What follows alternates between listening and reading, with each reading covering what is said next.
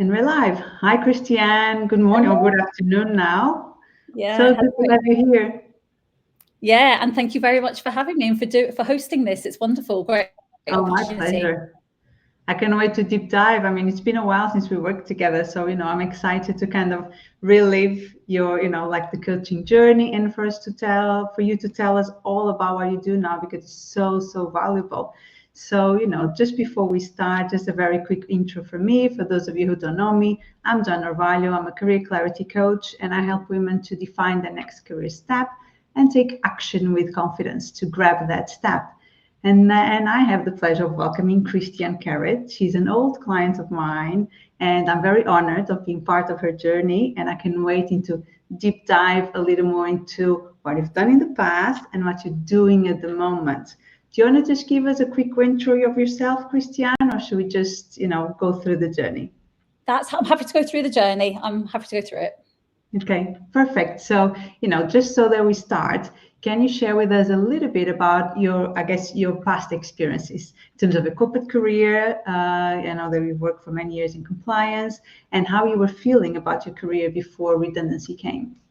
Yeah, of course. So aside from 5 years where I worked in corporate social responsibility, most of my senior career certainly was in financial services, in compliance. I took redundancy. It was now 2 years ago, which I can't believe. I don't know where time's gone. Wow, 2 years I already. know. 2 years. A lot's happened since then. Yeah. And at the point I took redundancy, I was head of corporate and business banking compliance at Santander. And I think the option of redundancy, it was exciting and terrifying in equal measures. I think when we first started talking, I think that probably came across. I was ready to go and I wanted a new challenge, but I'd worked effectively for the same company for 30 years. So I guess I felt quite institutionalized and I was certainly very nervous about giving up the security and the benefits that, I'd enjoyed for so long in a corporate career. Yeah. I think, worth mentioning as well that we actually met each other back in Santander when I was in banking as well. And then, I kind of left. I took my redundancy back in 2021. Then I've opened my coaching business and then we kept in touch a little bit via LinkedIn and then our paths crossed. So it's, that's very interesting as well.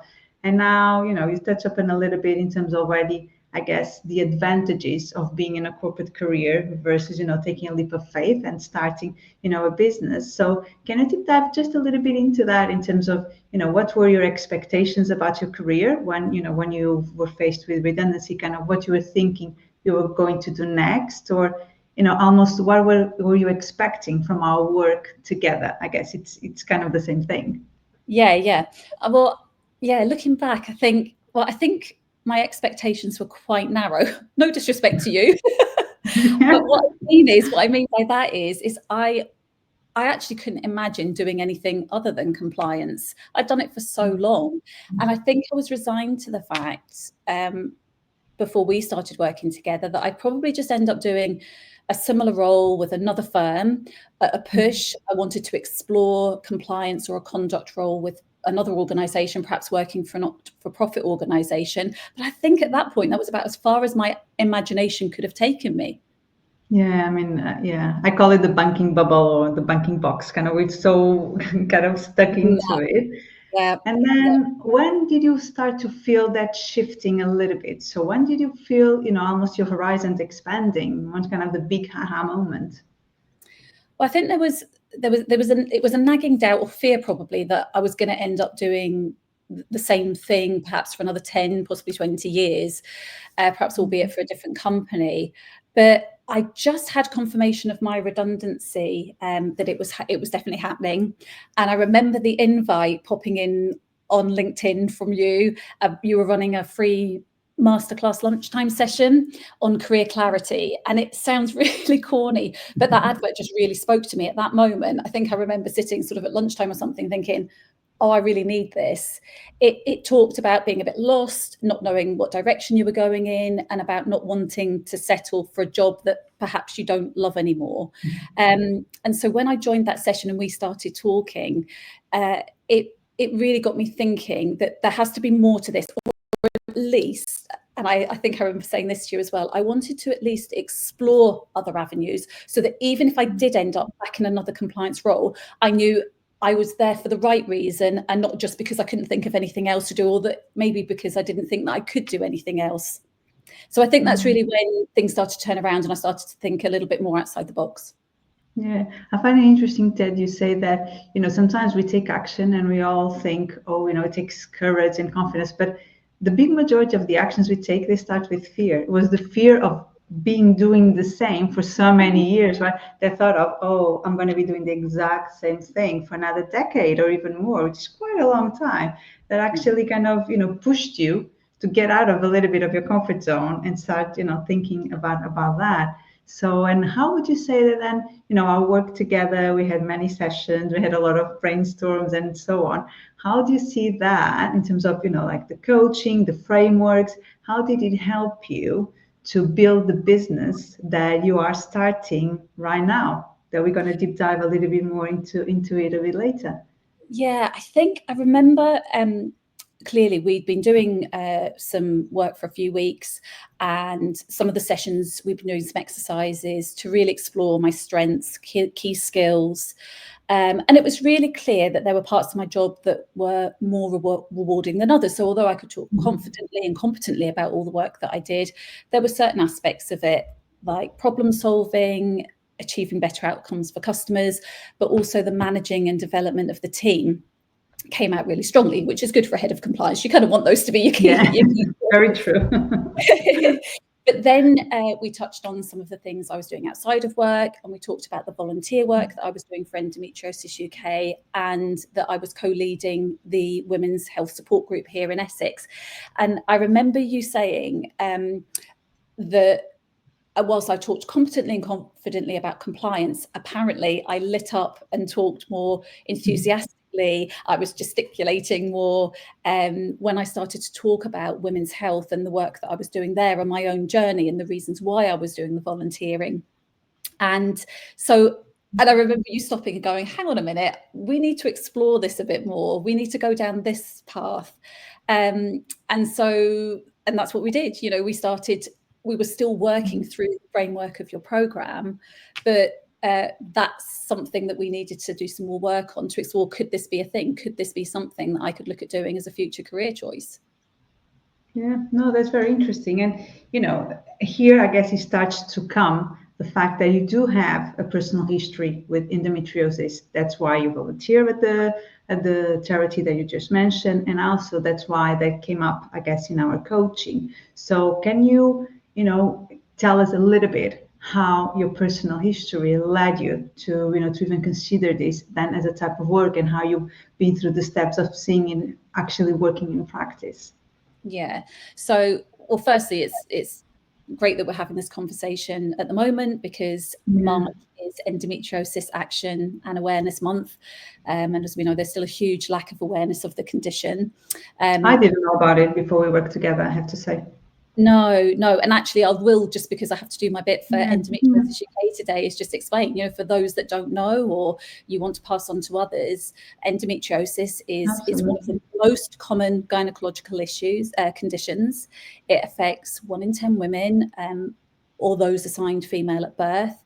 There is, as I said, there's a shocking lack of awareness and education. And what that means is that people are facing on average almost 9 years for a diagnosis on average. So people are waiting longer, and that in turn is leading to loss of education for young people and work productivity, and affects women both physically and mentally. So yeah, it's a really serious condition and it affects so many of us. And I know from my time working at Santander, there was loads of women who were working in a big corporate environment, and I know loads of women that were experiencing poor menstrual health at that time.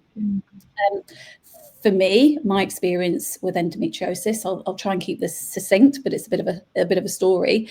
But essentially, I started experiencing excruciatingly painful periods, and I had that for more than about 10 years before I was eventually diagnosed.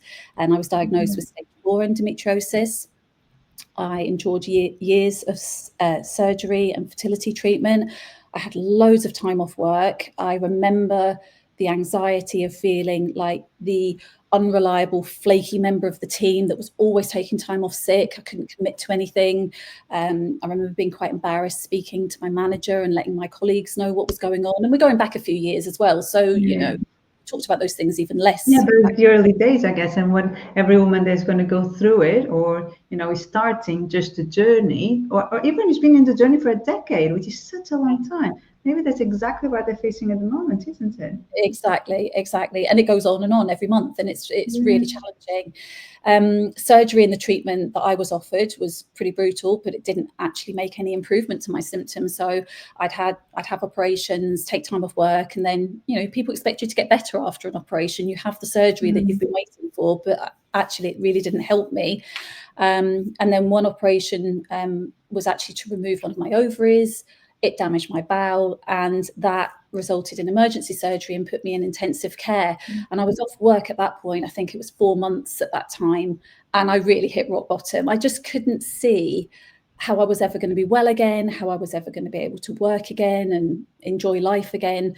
I felt completely out of control. And I remember the feeling really distinctly, but somehow, and I had great support around me from my friends and family, I found a shred of strength, energy, and I thought, this can't be it. I need to do something, anything, to just help myself a little bit. So I started to go online. Again, we're going back a few years. I went online to online forums. I started reading anything and everything that I could about endometriosis, and basically took charge of my well-being. And it led me to take changes to diet, nutrition, practicing self-care, complementary therapies. I tried the exercise that I could manage, because obviously physically that was quite difficult. And a lot of it was trial and error, but it was transformational. It was transformational in two ways, because in one way it was me taking control and actually feeling like I was doing something about my own condition rather than it all happening to me. But actually the things that I did then did make a difference. And I can honestly say, without exaggeration, it transformed me and gave me my life back. Yeah, and I can imagine. And then a few years back, a member of my family was diagnosed with endometriosis, and I realised that things really hadn't changed at all in terms of the diagnosis and the treatment. So that led me to set up with my co-leader, Cherie, I set up the North Essex Endometriosis UK support group. And so since then, I've now met hundreds of women and learned from their experiences. We meet in person for the group, and often after the group, when we're putting away the chairs and washing up the mugs, people want to hang back and have a conversation one-to-one about their personal circumstances. And I always wish I could give more time to that. I want to get more, deeper into their circumstances and offer more help and support and information. And so I think all of those things combined. So my personal experience with endometriosis, my experience in a corporate environment of endometriosis, and I've managed women with menstrual health issues as well as being managed myself, plus the work I've done with Endometriosis UK, all of that kind of came together to think, actually, I'd like to do more on a one-to-one basis and help other women to manage their endometriosis and look for the positives there, and to have, a better experience either in their home life and at work. Yeah, because we've worked together for I don't know how many years, but we were in meetings together and so on. And this is such, a huge part of your life. And I'm sure there is a huge part of a lot of women, unfortunately, a lot of women's lives. And I knew absolutely nothing about it. You see what I mean? We didn't work in the same team, but still, it's one of those things that, I don't know, there's still, I don't know, maybe a little bit of, I don't want to use the word shame, but maybe a little bit in the workplace, right? You try and hide it. You think, oh my God, I don't feel comfortable talking about this. You were saying about how difficult it was for you to speak with your manager about it. So it's but it's still shocking, isn't it? Can you talk to us a little bit about more, I guess, misconceptions about menstrual health that you come across often, I guess, because you were working with so many women now as well, in the charity and so on. Can you share a little bit more about that? Yeah, of course. There are so many myths and misconceptions about all types of menstrual health conditions or any women's health. I think the main one with endometriosis is getting across the fact that this isn't period pain. you know, and in fact, many of the symptoms with endometriosis aren't even experienced at the time of a woman's period. It can be throughout the menstrual cycle, and because of the knock-on impact of the treatment and surgery, it can give, you know, lots of symptoms outside of the actual menstrual cycle. So I think I would say that the key thing to recognize with endometriosis is if you know somebody, and we all know so many women, if you know somebody who is struggling to get on with their everyday life because of their periods, so they're experiencing the type of pain that isn't just a hot water bottle and some painkillers, if that's not touching it and it's stopping, if they're young, going to work, school or college or university, or later, if it's stopping you going to work, that isn't normal. It's not all of the sort of things that are said to women, it's just part of being a woman, or that's just how it is for some women. That's not the case. It's a serious medical condition. It can be chronic, it can be painful, and it needs to be recognized, diagnosed, and treated. So that would be the first thing I'd say. But I think there's also misconceptions and myths, to your point, around endometriosis in the workplace. And like I said, it's something I feel so strongly about, because I've been managed with endometriosis. I managed women with health conditions as well. And I think that the key thing is we have to believe women when they explain that they're experiencing this. And I think it's easy to not believe a woman, because it is almost unbelievable. I think the amount of pain that you can experience with endometriosis, frankly, is unimaginable. And it is unimaginable that it takes years to be diagnosed. And it is unimaginable that you wait for years for surgery, and then when you have that surgery, you actually still on a monthly basis don't feel any better. So all of that is, quite frankly, unbelievable, but they are facts. So I think in the workplace, I think managers have to believe women, they have to talk to women where they can and help, understand that condition. And I also see, again, a misconception around managing absence, and this is really important, is that, I'd help you, but the HR absence policy won't let me. That's the policy. And actually, in my experience, there are lots of ways you can work around, still be within the policy, but work around those policies. You have to be quite innovative, and you really have to put the work in to educate yourself and to help your colleague, your employee or whatever. So I think, it can certainly be turned around from a much more negative conversation around what can't be done, what can't this person do because they need time off each month, or whatever those reasonable adjustments may be, and I'll come on to those in a minute. But it's into a much more positive conversation to what can this person do and what do they need to allow them to do it. And I found that actually, if you go to HR and talk to them about the policy, and you go to them with a well thought through plan, they're very pragmatic and helpful, and they will allow you to work, within the policy. So there's a lot that can be done, and I think people don't always think outside the box and do the best they can for people that they work with. Yeah, and I think it's important, as you were saying there as well, I think it's important to understand the needs, because when you haven't been through it, even, you could be a man, so therefore there's no menstrual cycle whatsoever, but even as a woman, if you don't suffer from the condition, you might not know what the person actually needs. I remember, and I think I shared this with you, I remember when I was, managing a team, I had a pregnant kind of woman in my team, and not out of, being strict or not wanting to be supportive, but I never offered her the opportunity to work from home a lot. This was pre-COVID, right? So working from home was not really a thing. And simply because it didn't occur to me. It's as simple as that, right? Because I was never pregnant. I didn't have kids back then. It didn't even occur to me. It wasn't because of, I don't think she's not going to work. It wasn't nothing like that. And then I remember when I was actually pregnant, my manager, she was a woman. She had 2 kids already. And she told me, no, from your second trimester, you're going to start working from home. And I said, no, I don't need it, because I didn't think I would need it. She's like, trust me, you're going to need it. We're going to make it happen. And, when that situation occurred, I remember thinking, oh, wow, I never offered that person this opportunity. And maybe she thought less of me as a manager. But actually, in my defense, she never told me she needed it, and I didn't know any better. It's as simple as that. So I think, you touch on an important point. It's important, even because there's an education piece here, right? With every, condition, I guess. And as people managers, no one really teaches how to be a people manager. So we're all on a big learning curve. And I think it's important for whoever is experiencing, endometriosis or any other, menstrual health related, issues, to be very open about it, to be given the space to feel comfortable to talk about it. I think that comes from the manager side, but then it's important for them to also be able to articulate and what exactly do they need. And sometimes I think there's a bit of challenge there as well. They might not even know yet what they need, right? So that's work in progress. Absolutely. And it's one of the things, we'll go on to talk about my coaching programs, but it's something, again, that I'm really passionate about. And it's something quite practical you can do.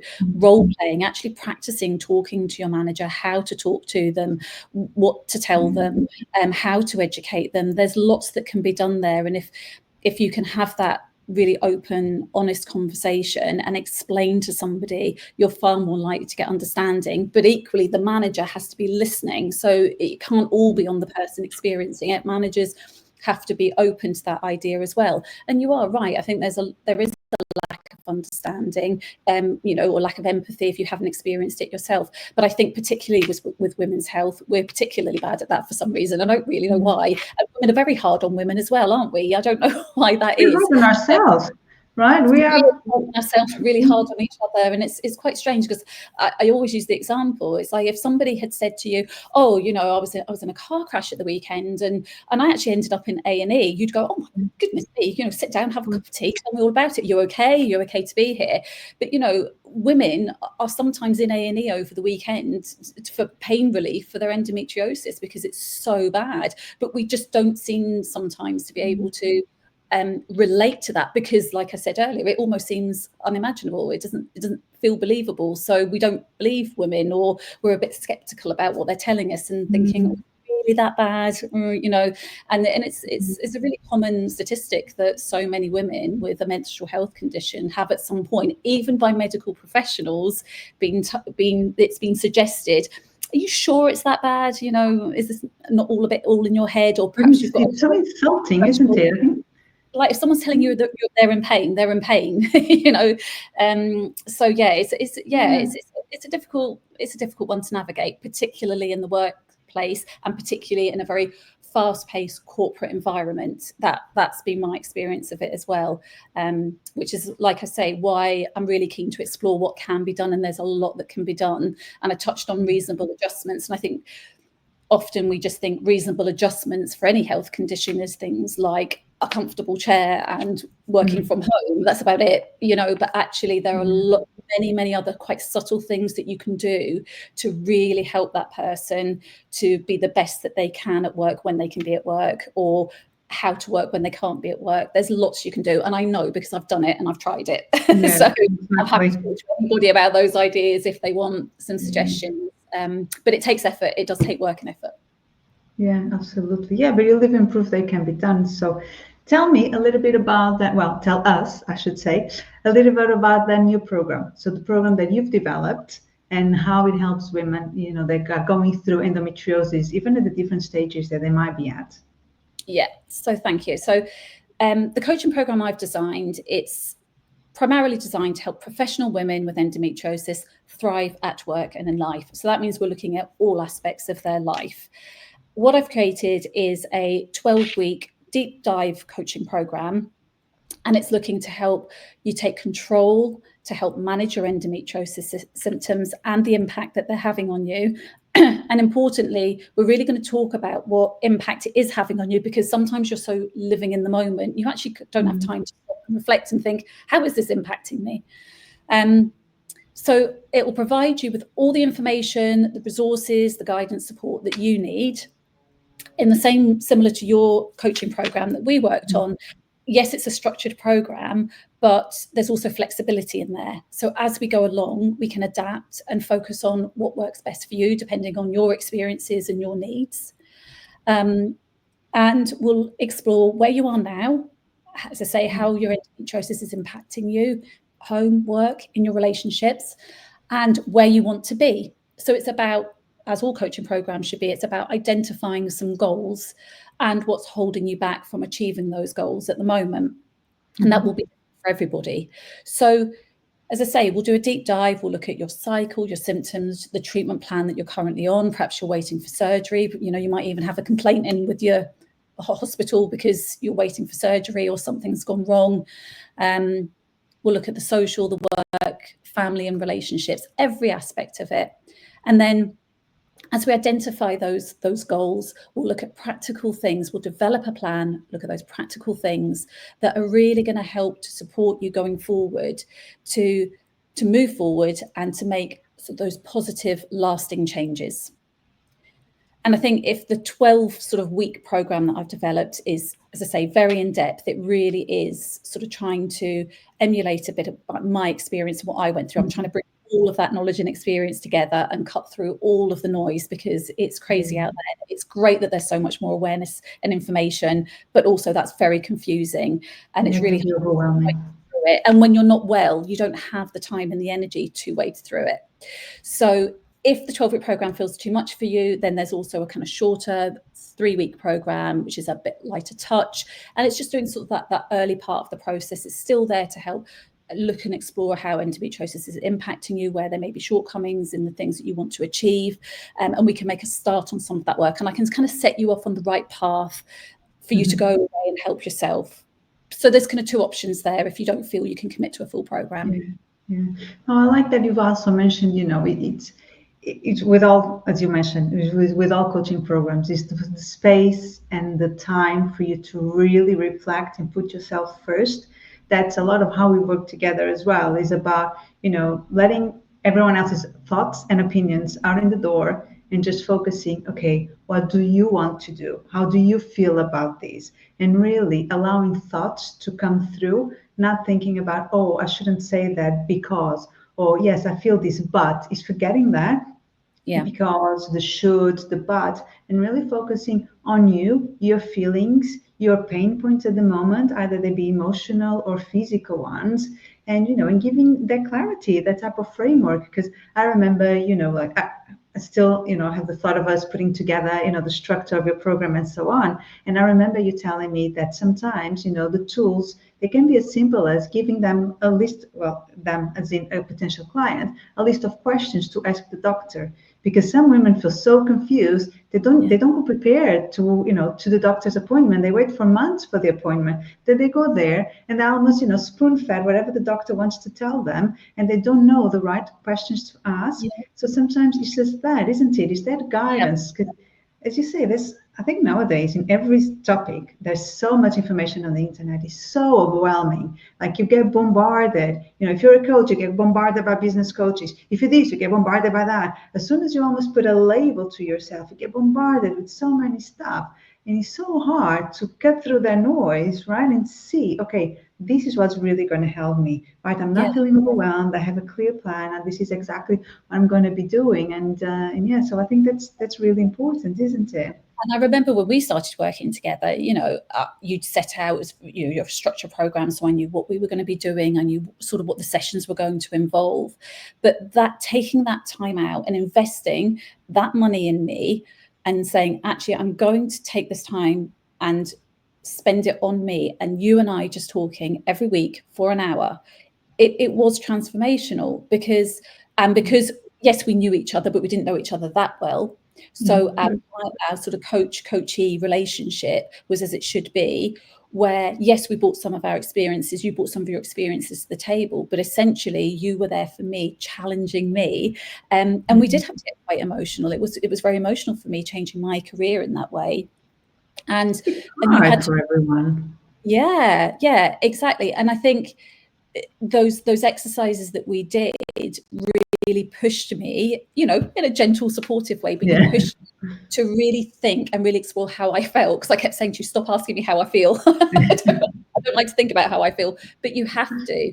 And really taking that time, as I said, it meant that when I came out the other side of our coaching relationship, I knew I'd really explored those, and I knew how I felt, and I knew why I was doing what I was doing. And the flexibility that you had in your program, which is what I've tried to do in my program as well, is you may stumble across something. It can be quite far along, can't it, in the relationship, where you stumble across something, you're like, well, hang on a minute, might we need to explore this a bit further? Or perhaps I liked the fact that sometimes I'd say something one week and then the next week I'd say something that seemed a bit contradictory. So you're like, well, let's just explore that. How do we feel differently than we did last week? Or let's explore how you do feel about this. And we sort of smoothed out those wrinkles, didn't we, so that we could move forward. And I think that's really important in that coaching relationship. And that's exactly what I've tried to do here. So as well as providing the practical tools that you've talked about, preparing for a conversation with your manager or your partner, or whether it's preparing for a medical appointment or surgery, whatever it may be, there's practical tools and information I can give, but then I can also, from a coaching perspective, help you to grow and develop and give you the tools that you need to take away to achieve what it is that you're looking for, or what perhaps you're lacking at the moment. And that's what coaching is. That's how it should work. Yeah, because I think, if you're someone that's not familiar with coaching, different types of coaching, right? That's like we do very different type of coaching. But coaching always has that emotional element, which is, what you were saying before, you come with contradictory ideas. That's not very uncommon, actually. That's super common, because it's based on fears. When you stretch yourself out of your comfort zone, then, like you're in the moment sometimes, like in the session, and, it's a safe place. There's no judgment, there's no fear. You're not thinking that I'm going to act on it. Like you're just kind of focusing on, on your wishes and desires at the beginning. And then you step away from it and the reality hits. And then suddenly the fears, the expectations, what are others going to think? We've been through that quite a lot. Well, I have to have support, this and that. That hits us. And therefore, either we like it or not, we just go for our default mode of thinking, oh, but really, should I really do this? Shouldn't I continue, being here where it's safe? Might be a bit boring, but it's safe and it's comfortable. I know where I am. So and I believe that you're going to experience that with your clients as well, because, surely, well, a lot of the things they're going to be doing is going to be outside their comfort zone. I want to pick an example that I'll know for sure, which is speaking to a manager. Right? Particularly if you don't have the greatest relationship, because not everyone has a great relationship with a manager. Right? So it could be quite difficult. Well, it is a difficult conversation. You're exposing yourself. Yeah, it's really difficult conversation to have with someone you don't know. Some women find it really difficult to talk to a man, a male professional about it. So there's all of that, and and it is personal. There's I do sort of, I think, believe that it's helpful if women feel they can talk about their endometriosis or their menstrual health condition, because as a manager, you can't help someone if they don't tell you how they feel. But equally, I do respect that some women want the privacy.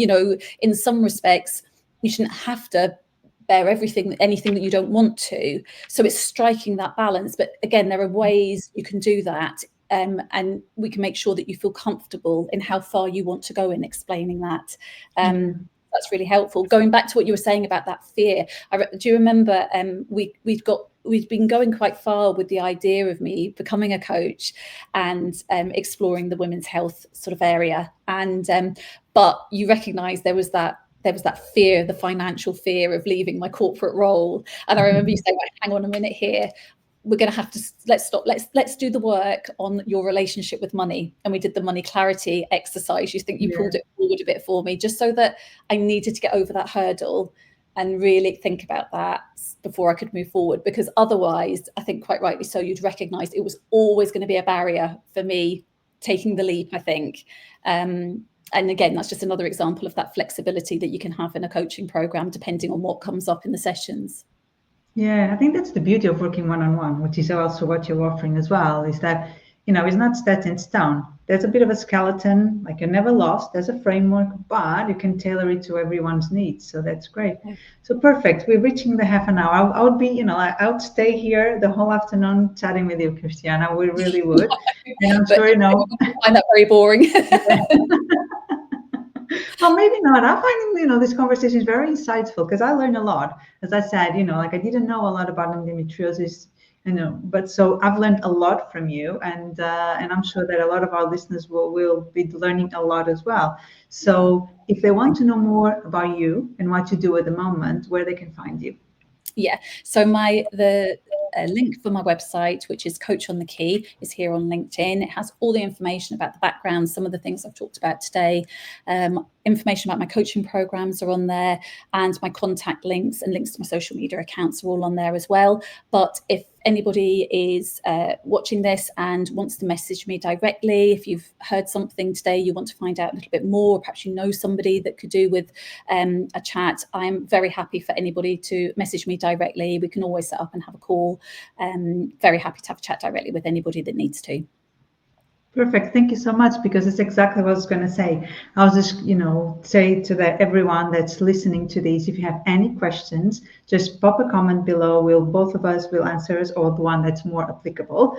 And if you'd like to chat with any of us, you can come and talk to me. If you found, Christianne's story inspiring and you're considering a bit of a bold career move, not exactly, similar, or, even smaller, even bigger move as Christianne did, come and chat to me about it if you'd like. And then, if you'd like to know more about what Christianne is doing, the amazing work she's doing with endometriosis, go and chat with Christianne as well.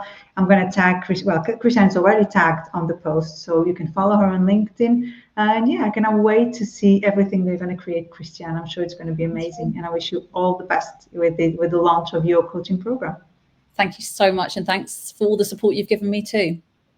Oh, my pleasure. Speak soon, everyone. Bye.